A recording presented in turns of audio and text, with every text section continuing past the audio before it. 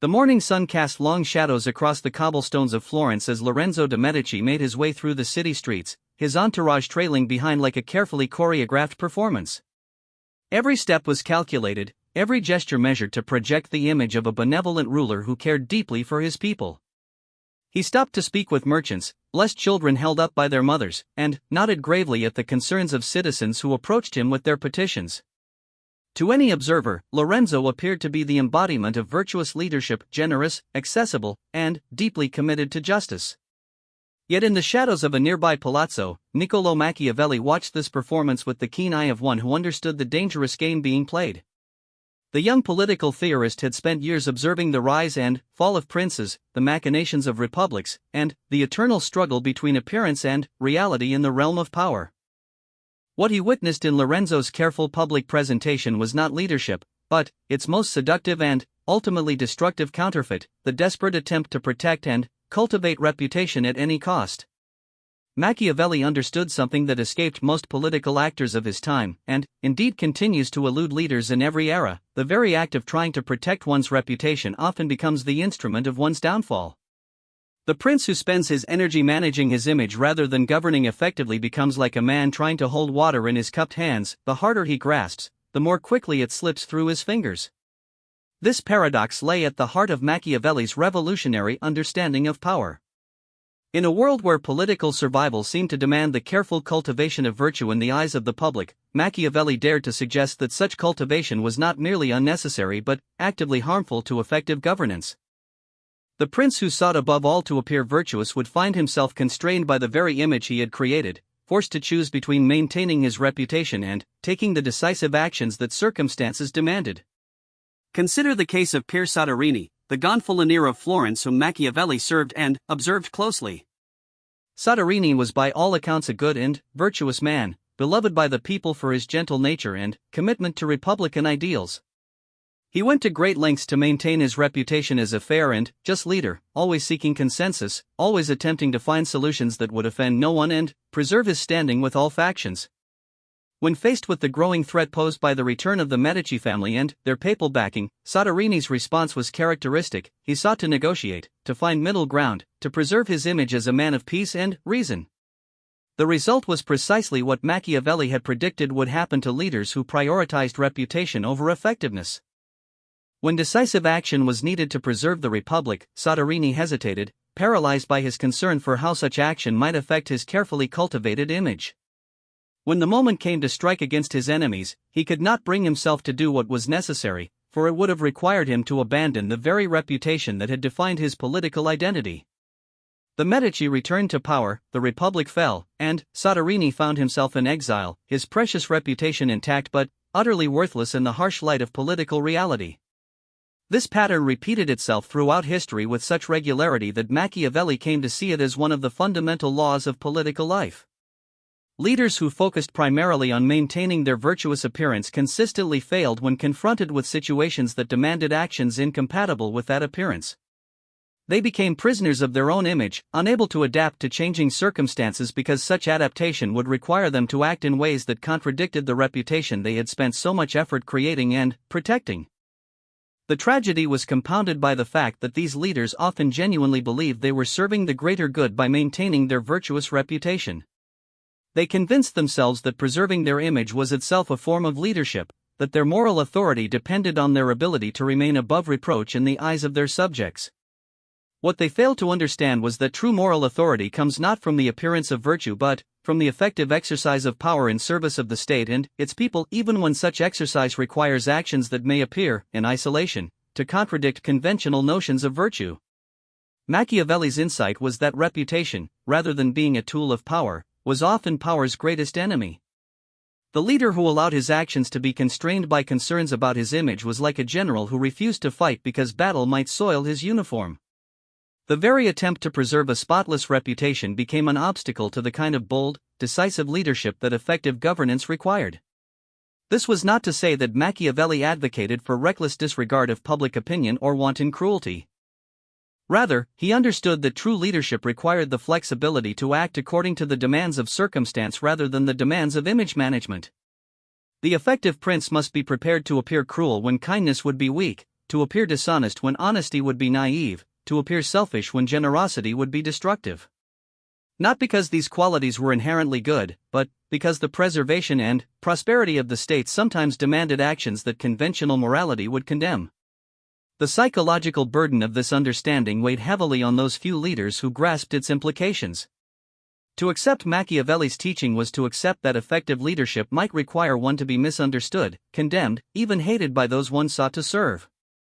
It was to acknowledge that the leader's personal reputation was a sacrifice that might need to be made on the altar of the common good. Yet even this sacrifice, Machiavelli observed, was rarely as costly as it initially appeared. Leaders who acted decisively and effectively, even when their actions damaged their immediate reputation, often found that success itself became a form of vindication. The people, regardless of their initial reaction to controversial decisions, ultimately judged their leaders by results rather than methods. A prince who was temporarily hated for decisive action that preserved the state would be remembered more fondly than one who was beloved for indecision that led to ruin. The case of Cesare Borgia illustrated this principle perfectly. Borgia was widely feared and often despised during his rise to power, his methods criticized as brutal and underhanded. Yet Machiavelli recognized in Borgia's approach something that the more conventionally virtuous leaders of his time lacked: the willingness to subordinate personal reputation to political effectiveness. When Borgia needed to secure his territories, he did not hesitate to use methods that damaged his reputation in the short term but achieved his strategic objectives. When he needed to eliminate rivals, he did not allow concerns about his image to prevent him from taking decisive action. The irony was that this willingness to sacrifice reputation in service of results often led to a more enduring and meaningful form of respect than the careful image management pursued by other leaders. While Soderini was remembered as a good man who failed his people, Borgia was remembered as a leader who, whatever his faults, had understood the requirements of his position and acted accordingly. This distinction revealed another layer of Machiavelli's insight: the difference between being loved and being respected. Leaders who focused on protecting their reputation typically sought to be loved by their subjects, believing that affection was the most secure foundation for political authority. Yet love, Machiavelli observed, was a fickle emotion, easily transferred from one object to another when circumstances changed.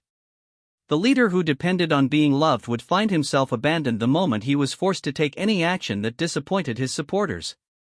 Respect, by contrast, was earned through demonstrated competence and effectiveness, regardless of whether specific actions were initially popular. The leader who consistently made difficult decisions that served the long-term interests of the state, even at the cost of short-term popularity, would eventually earn a deeper and more durable form of respect than the one who sought always to please. The modern world has provided countless examples of Machiavelli's principle in action.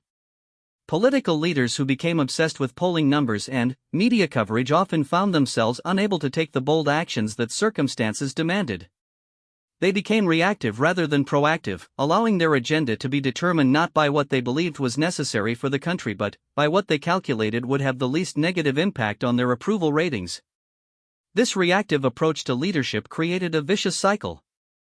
The more a leader focused on protecting his reputation, the less effective he became at actually governing. The less effective he became, the more his reputation suffered despite his efforts to protect it. Eventually, such leaders found themselves in the worst possible position, damaged both in terms of reputation and results, having sacrificed the substance of leadership in a futile attempt to preserve its appearance. The financial crisis of 2008 provided a stark illustration of this dynamic.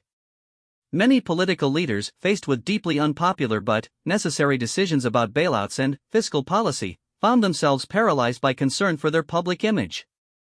They understood intellectually that decisive action was needed to prevent economic collapse, yet they hesitated to take such action because they knew it would be wildly unpopular with voters who would see it as a betrayal of their interests. The result was precisely what Machiavelli would have predicted: delayed and half-hearted responses that satisfied no one and solved nothing.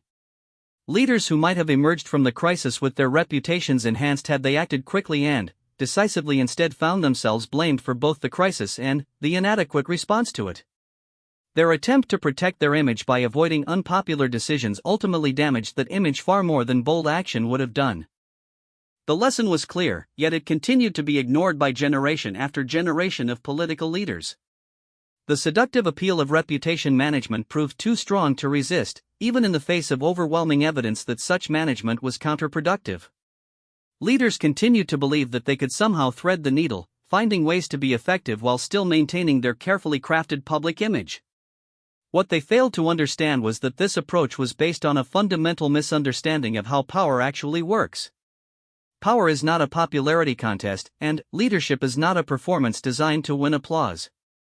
Real leadership requires making decisions that may be unpopular, taking actions that may be misunderstood, and accepting responsibility for outcomes that may be blamed on the leader regardless of their actual cause. The leader who accepts this reality, who understands that reputation is often the enemy of effectiveness rather than its ally, gains a freedom that is unavailable to those who remain trapped by concerns about their image. This freedom is the freedom to act according to the demands of the situation rather than the demands of public opinion, to choose effectiveness over popularity, to prioritize long-term results over short-term approval. Such freedom comes at a cost, but it is a cost that Machiavelli believed any serious leader must be willing to pay. The alternative, remaining trapped by the need to protect one's reputation, inevitably led to the kind of ineffective leadership that served no one well, neither the leader nor the people he claimed to serve. Part 2, The Trap of Moral Appearance. The evening bells of San Lorenzo echoed through the narrow streets as Cardinal Giovanni de' Medici, who would later become Pope Leo X, sat in his private chambers, wrestling with a decision that would define his papacy and, ultimately, the fate of his family's political fortunes. Before him lay reports of growing unrest in the Papal States, territories that required immediate and decisive action to maintain order. Yet every option presented to him carried the potential for scandal. Each course of action threatened to damage the carefully constructed image of moral authority that the Church, and, by extension his family, had spent decades building. The cardinal's dilemma epitomized what Machiavelli had identified as the most seductive and dangerous trap facing leaders: the belief that moral appearance was not merely useful but essential to effective governance. This trap was particularly insidious because it appealed to leaders' highest aspirations while simultaneously undermining their ability to fulfill their most basic responsibilities. Machiavelli had observed this phenomenon repeatedly in his years of diplomatic service and political analysis. Leaders who genuinely sought to serve their people often became so concerned with maintaining their moral reputation that they lost sight of the moral imperative to govern effectively. They became so focused on appearing virtuous that they forgot the greater virtue of providing security, prosperity, and stability to their subjects. The case of Girolamo Savonarola provided a stark illustration of this dynamic. The Dominican friar had risen to become the de facto ruler of Florence through his powerful preaching and his promise to purify the city of its corruption and sin. Savonarola genuinely believed in his mission and was deeply committed to creating a more moral society. His reputation for personal virtue was unquestioned, his dedication to spiritual reform authentic. Yet when faced with practical challenges that required pragmatic solutions, Savonarola found himself constrained by the very moral image that had brought him to power. When Florence needed to make strategic alliances that might compromise his vision of a pure Christian state, he refused.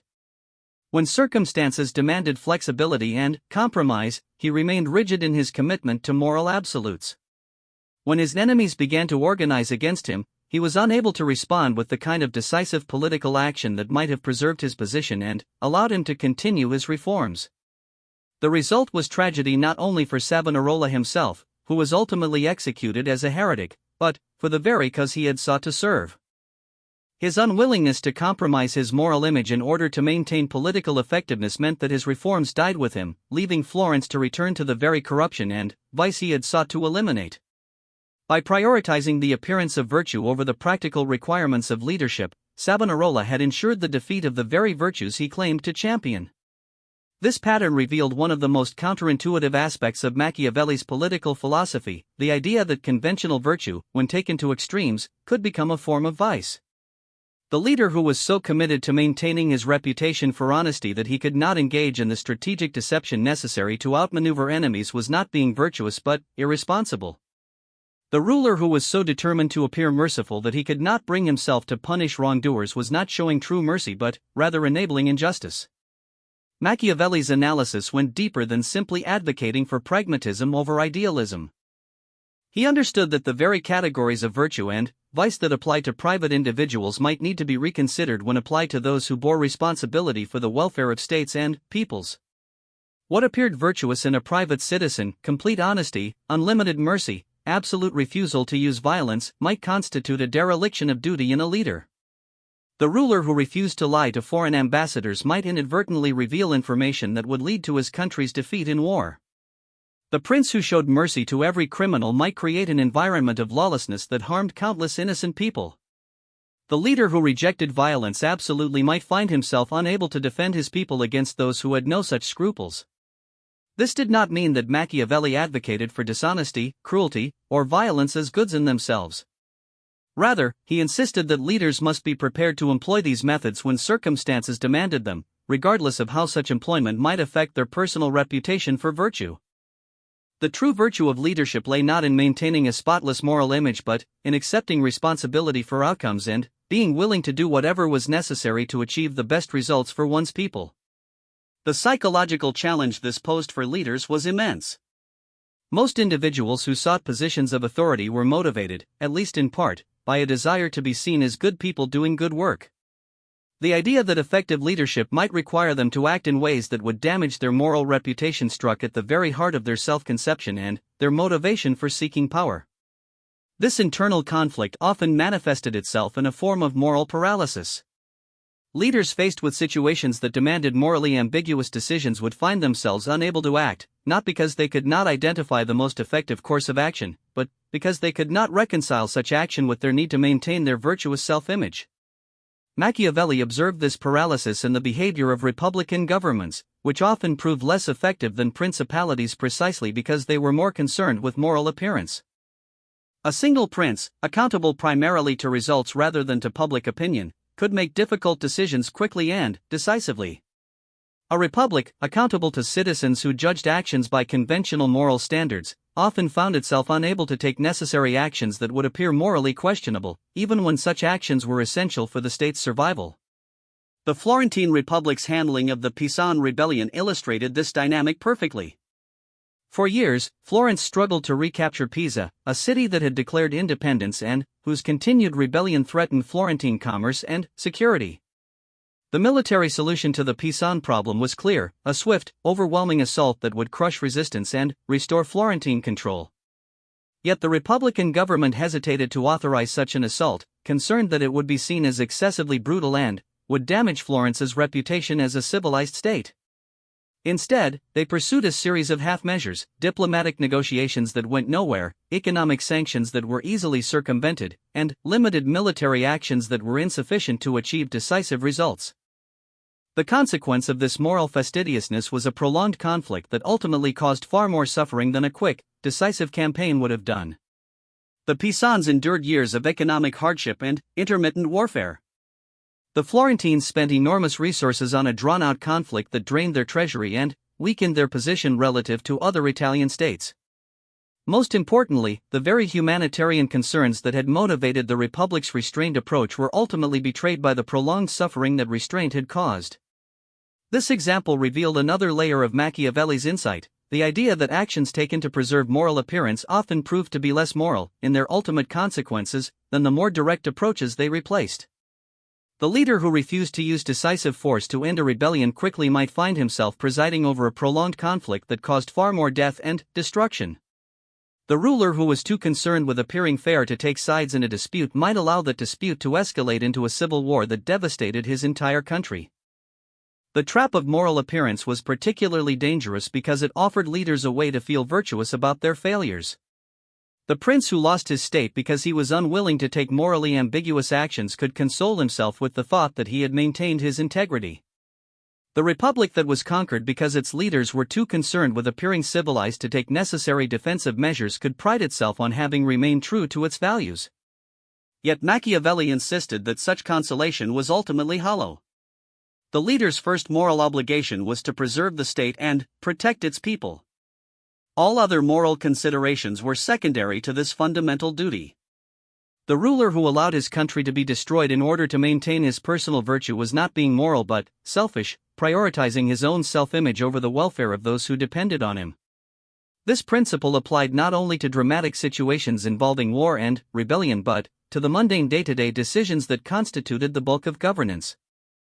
The administrator, who was so concerned with appearing incorruptible that he could not engage in the kind of political horse trading necessary to build coalitions for beneficial legislation, was failing in his duty. The judge, who was so determined to appear fair that he could not make decisive rulings, was undermining the rule of law he claimed to serve. The modern era has provided countless examples of leaders trapped by their concern for moral appearance. Politicians who understood the need for unpopular but necessary policies often found themselves unable to advocate for such policies because they feared being seen as callous or uncaring. Business leaders who recognized the need to make difficult decisions about restructuring or downsizing often delayed such decisions in hope of finding solutions that would not damage their reputations as caring employers. The result, in case after case, was that problems were allowed to fester until they became much more serious, requiring even more drastic solutions that ultimately proved more harmful than the early intervention would have been. The politician who delayed implementing necessary economic reforms to avoid appearing heartless often found himself presiding over an economic crisis that caused far more hardship than the reforms would have done. The business leader who avoided necessary layoffs to maintain his reputation as a caring employer often ended up losing the entire company, costing far more jobs than the early cuts would have eliminated. The financial crisis of 2008 provided a particularly clear example of this dynamic in action. Many financial institutions and government regulators were aware of growing problems in the mortgage market years before the crisis reached its peak. Yet concerns about appearing to interfere with free markets, or seeming to blame homeowners for their financial problems, prevented many leaders from taking the kind of decisive regulatory action that might have prevented the crisis. When the crisis finally erupted, the consequences were far more severe than any early intervention would have been. Millions of people lost their homes, jobs, and savings. The global economy was thrown into recession. The very people that leaders had sought to protect through their moral fastidiousness were the ones who suffered most from the consequences of that restraint. The lesson was clear, yet it continued to be ignored. Leaders remained trapped by the seductive appeal of moral appearance, convinced that maintaining their virtuous image was itself a form of virtue, even when such maintenance prevented them from taking actions that would serve the greater good. Machiavelli's solution to this trap was not to abandon moral considerations but to reframe them. Instead of focusing on whether specific actions appeared virtuous or vicious, leaders should focus on whether those actions served the ultimate moral goal of effective governance. The true measure of a leader's virtue was not whether his individual actions could be defended by conventional moral standards, but whether his overall leadership resulted in outcomes that benefited his people and strengthened his state. This reframing required a kind of moral courage that was even more demanding than conventional virtue. It was relatively easy to maintain a reputation for virtue by avoiding morally ambiguous situations. It was much more difficult to accept responsibility for necessary but unpopular actions, knowing that one would be criticized and condemned for doing what circumstances demanded. Yet this form of moral courage was, in Machiavelli's view, the most essential quality a leader could possess. Without it, all other virtues were useless, and all other qualifications irrelevant. The leader who possessed technical competence, strategic insight, and administrative skill but lacked the courage to act when action would damage his reputation was ultimately no more effective than the leader who lacked these qualifications entirely. The path forward required leaders to develop what might be called moral confidence, the ability to make decisions based on their assessment of what circumstances required rather than what public opinion would approve. This did not mean ignoring public opinion entirely, but rather understanding that public opinion was only one factor to consider, and not necessarily the most important one. Such confidence could only be developed through a clear understanding of the leader's ultimate responsibilities and a willingness to accept the personal costs that effective leadership might require. The leader who understood that his primary obligation was to achieve results rather than to maintain his image would find himself free to take the actions that circumstances demanded, regardless of how those actions might affect his reputation. Part 3, The Liberation of Effective Action. The autumn wind carried the scent of smoke and uncertainty through the streets of Rome as Cesare Borgia stood before the mirror in his private chambers, adjusting his cape with the same methodical precision he applied to his military campaigns. Tomorrow would bring another day of political maneuvering, another opportunity to advance his strategic objectives, another chance to demonstrate that effective leadership required not the preservation of reputation but its strategic sacrifice. The face that looked back at him from the polished surface was that of a man who had learned perhaps the most difficult lesson in political life, that true power came not from being loved or admired, but from being willing to act decisively regardless of how such action might be perceived. Borgia had not arrived at this understanding easily or without cost. In his early years, he had been as concerned with his reputation as any other ambitious young man of noble birth. He had sought to be seen as honorable, generous, and virtuous, believing that such perception would smooth his path to power and make his authority more secure. It was only through hard experience, through witnessing the failures of leaders who remained trapped by their concern for appearance, and through facing situations where conventional virtue proved to be an obstacle rather than an aid, that he had come to embrace Machiavelli's radical insight. The transformation had begun during his campaign to consolidate control over the Romagna, when Borgia found himself faced with a territory racked by banditry, lawlessness, and competing claims of local strongmen. The conventional approach would have been to negotiate with each faction, seeking compromises that would offend no one and preserve his reputation as a reasonable and just ruler. Such an approach would have taken years to implement and would likely have failed to establish the kind of secure authority that the region desperately needed. Instead, Borgia chose a path that he knew would damage his reputation in the short term but would achieve decisive results. He appointed Ramiro di Orco, a man known for his harsh methods, as his lieutenant and gave him broad authority to impose order by whatever means necessary. Di Orco proceeded to crush the various competing factions with ruthless efficiency, executing bandits, deposing corrupt officials, and establishing the kind of firm control that had been absent from the region for decades. The immediate reaction was exactly what Borgia had expected: widespread condemnation of his brutal methods and criticism of his choice to employ such a harsh lieutenant. His reputation suffered significantly, with many viewing him as a cruel tyrant who valued order above justice. Yet Borgia understood that this reputational damage was the price of achieving his larger strategic objectives, and he was prepared to pay that price. The second phase of his strategy was even more controversial but equally effective. Having used Di Orco to establish order, Borgia recognized that continuing to employ such harsh methods would create lasting resentment that could undermine his long-term authority. Rather than simply dismiss Di Orco, which might have created doubt about his commitment to maintaining order, Borgia chose a more dramatic solution. He had Di Orco executed publicly, presenting his body to the people as proof that he would not tolerate excessive cruelty, even from his own lieutenants. This action was widely criticized as perfidious and calculating, further damaging Borgia's reputation among those who valued conventional notions of loyalty and honor. Yet the strategic effect was precisely what he had intended. The people of the Romagna, who had suffered under Di Orco's harsh rule, saw Borgia as a leader who was strong enough to maintain order but just enough to punish excess. The various factions that might have opposed his rule were deterred by the demonstration of his willingness to take decisive action against anyone who threatened stability. Within a remarkably short period, the Romagna was transformed from a chaotic collection of competing territories into a stable and prosperous province. Trade resumed, agriculture flourished, and the people enjoyed a level of security and prosperity they had not known for generations. Borgia's willingness to sacrifice his reputation for immediate popularity had resulted in outcomes that served the long-term interests of everyone involved. This example illustrated the essence of what Machiavelli saw as the liberation that came from abandoning concern for reputation. Once a leader accepted that his image was less important than his results, he gained access to a range of strategies and tactics that remained unavailable to those who remained trapped by concerns about appearance. He could act quickly and decisively, without spending time calculating the effect of each action on his public standing. He could employ methods that were unpopular but effective, secure in the knowledge that results would ultimately vindicate his decisions. More importantly, this liberation extended beyond specific tactical choices to encompass a fundamental reorientation in how the leader understood his role and responsibilities.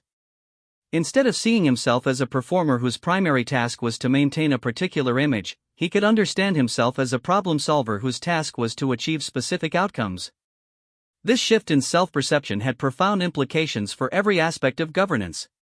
Consider the difference in how such a leader would approach the challenge of economic policy during a recession. A leader concerned primarily with reputation might focus on policies that appeared compassionate and supportive, even if such policies were likely to prove ineffective or counterproductive. He might avoid necessary but unpopular measures such as reducing government spending or reforming entitlement programs, not because he believed such measures were wrong, but because he feared the political cost of advocating for them. A leader liberated from reputation concerns would approach the same challenge very differently. He would focus on identifying the policies most likely to restore economic growth and stability, regardless of their immediate popularity. If those policies required difficult choices that would be criticized in the short term, he would be prepared to make such choices and accept the criticism. His primary concern would be achieving results that benefited his people, not maintaining an image that pleased them. This difference in approach would be evident not only in the specific policies chosen but in how those policies were implemented and communicated. The reputation-conscious leader would spend enormous time and energy trying to frame unpopular decisions in ways that minimized their negative impact on his image. He would seek to blame external circumstances, political opponents, or previous administrations for forcing him to take actions he would prefer to avoid. The liberated leader, by contrast, would take full ownership of his decisions and their consequences. He would explain his reasoning clearly and honestly, without trying to disguise the costs of necessary actions. He would accept responsibility for negative outcomes while working to achieve positive ones, understanding that credibility ultimately came from demonstrated competence rather than from skillful blame avoidance. The psychological benefits of this approach were as significant as the practical ones. Leaders who remained trapped by reputation concerns often found themselves in a state of constant anxiety, always calculating the potential impact of their actions on their image, always second-guessing their decisions based on how they might be perceived. This anxiety not only made their jobs more stressful but also made them less effective, as mental energy that should have been devoted to solving problems was instead consumed by image management. The liberated leader, having accepted that his reputation would inevitably suffer from time to time, could focus his entire attention on the substantive challenges facing his organization or state. He could make decisions based on merit rather than on appearance, could act quickly when speed was essential, and could maintain consistency of purpose even when circumstances required tactics that seemed to contradict his previous positions. This liberation also extended to the leader's relationships with advisors and subordinates. A reputation-conscious leader often surrounded himself with people who would help him maintain his image, prioritizing loyalty and discretion over competence and honesty. He might avoid receiving advice that would force him to confront uncomfortable truths about necessary but unpopular actions. The liberated leader could instead prioritize competence and honesty in his advisors, seeking out people who would tell him what he needed to hear rather than what he wanted to hear. He could create an environment where advisors felt free to propose controversial but effective solutions, knowing that their leader would evaluate such proposals on their merits rather than rejecting them out of hand due to reputation concerns. The business world provides numerous examples of leaders who achieved extraordinary results precisely because they were willing to sacrifice their reputations for effectiveness. Steve Jobs, for instance, was widely criticized throughout his career for his demanding management style and his willingness to make decisions that were deeply unpopular with employees and industry observers. His reputation for being difficult and uncompromising often overshadowed his achievements and made him a controversial figure even within his own company. Yet Jobs' willingness to prioritize results over reputation enabled him to make decisions that transformed entire industries. When he decided to eliminate floppy disk drives from the iMac, he was widely criticized for forcing customers to abandon familiar technology. When he chose to phase out successful products in favor of new and proven technologies, he was accused of reckless gambling with the company's future. When he insisted on controlling every aspect of the user experience rather than allowing the kind of open ecosystem that competitors preferred, he was dismissed as a control freak who was out of touch with market realities.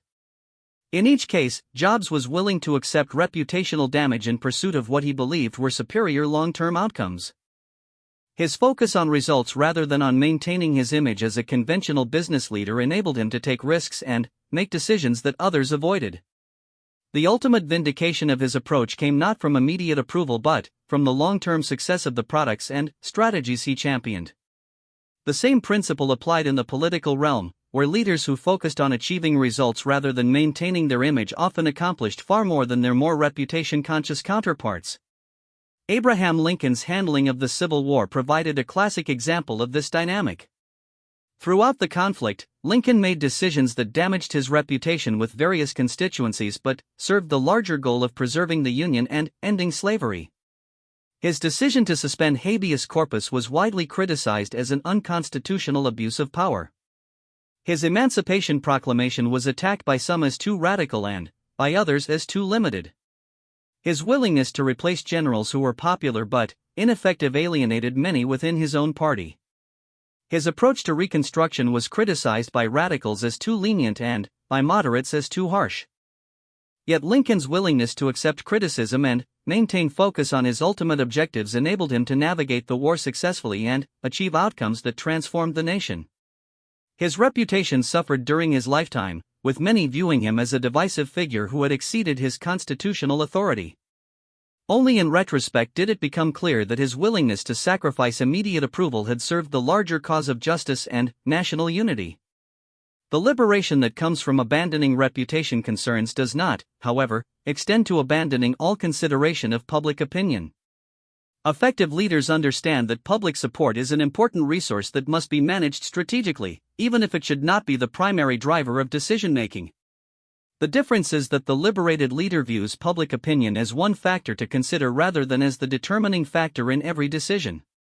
This more strategic approach to public opinion often proves more effective at maintaining public support than the conventional approach of trying to please everyone all the time. The public, Machiavelli observed, ultimately respects strength and competence more than agreeableness. Leaders who consistently demonstrate their willingness to make difficult decisions in service of larger goals often find that their initial unpopularity transforms into grudging respect and eventual admiration. The key is that such leaders must actually achieve the results they promise when they ask for public patience with unpopular decisions.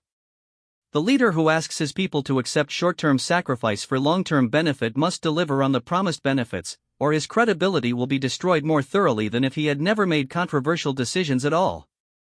This requirement for actual results provides an important check on the potential for abuse of Machiavellian principles. A leader who used the rhetoric of effective governance to justify self-serving or destructive actions would quickly be exposed by his failure to achieve positive outcomes. The liberation from reputation concerns only works when it is paired with genuine commitment to serving the larger good rather than merely pursuing personal advantage. The ultimate test of this approach comes in how history judges leaders who embraced it. Those who truly sacrificed their immediate reputation in service of larger objectives often found that their historical reputation was enhanced rather than damaged by their willingness to accept contemporary criticism. Churchill's warnings about Nazi Germany, initially dismissed as warmongering, were later seen as prescient leadership. Truman's decision to integrate the military, widely criticized at the time, came to be viewed as a crucial step in the advancement of civil rights. By contrast, leaders who prioritized their contemporary reputation often found themselves forgotten or, worse, remembered primarily for their failures. The leaders who sought to please everyone pleased no one and achieved nothing of lasting significance. Their careful attention to their image resulted in images that were ultimately not worth preserving. The lesson for contemporary leaders is clear, though difficult to implement. The liberation that comes from focusing on results rather than reputation is available to anyone willing to pay its price: the acceptance of criticism, misunderstanding, and temporary unpopularity. For those leaders strong enough to pay that price, the rewards include not only greater effectiveness in their immediate roles but also the possibility of achieving something truly significant, the kind of lasting contribution that transcends the temporary fluctuations of popular opinion and creates genuine value for the people they serve. In the end, Machiavelli's caution against protecting one's reputation was not a call to abandon virtue but a call to embrace a higher form of virtue, the virtue of accepting responsibility for results and being willing to endure personal cost in service of larger objectives. It was a reminder that true leadership requires courage not only in facing external challenges but in facing the internal challenge of subordinating one's ego to one's duty. The leaders who can embrace this challenge, who can find in the pursuit of effective action a meaning that transcends the pursuit of popular approval, discover a form of freedom that is unavailable to those who remain trapped by their concern for their image. It is the freedom to act according to their best judgment rather than according to the expectations of others, the freedom to serve the common good rather than their personal reputation, the freedom to be remembered for what they accomplished rather than for how they appeared while accomplishing it. This freedom, once achieved, transforms not only the leader's effectiveness but his entire relationship to power and responsibility. He becomes capable of the kind of decisive, principled action that circumstances sometimes demand, while remaining grounded in a moral framework that prioritizes outcomes over appearances, substance over style, and service over self-aggrandizement. In this transformation lies the ultimate validation of Machiavelli's seemingly paradoxical insight, that the leader who cares least about protecting his reputation is often the one whose reputation is most worthy of protection.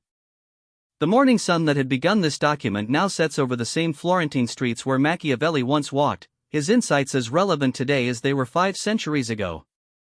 The challenge he identified, the choice between effectiveness and appearance, between results and reputation, continues to confront every leader who seeks to make a meaningful difference in the world. Those who choose effectiveness may find the path more difficult in the short term, but they alone possess the tools necessary to create lasting change and genuine progress.